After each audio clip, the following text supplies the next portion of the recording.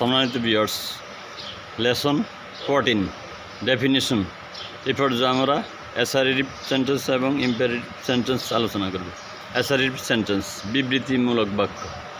যে ওয়ার্ড বা শব্দ দ্বারা কোনো প্রকার বিবৃতি বা বর্ণনা প্রকাশ করে তাকে অ্যাসারেটিভ সেন্টেন্স বলে।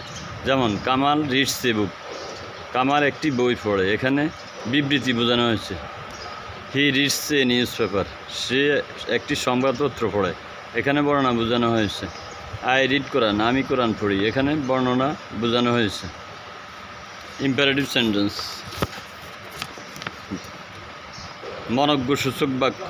যে ওয়ার্ড বা শব্দ দ্বারা আদেশ, উপদেশ, অনুরোধ বোঝানো হয় তাকে ইম্পারেটিভ সেন্টেন্স বলে।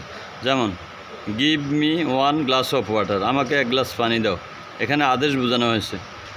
রেসপেক্ট ইউর প্যারেন্টস, মাতা পিতাকে শ্রদ্ধা করো, এখানে উপদেশ বোঝানো হয়েছে।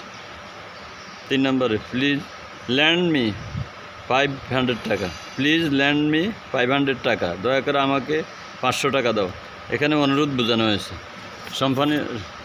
সম্মানিত ভিউয়ার্স, ভিডিওগুলো বারে দেখে ভালো করে বুঝে শুনে পড়বেন, মুখস্থ করবেন। সেন্টেন্সগুলো ভালো পারলে আপনার গ্রামার ভালো শিখবেন, ইংলিশে ভালো শিখতে সহায়তা করবে। Thank you.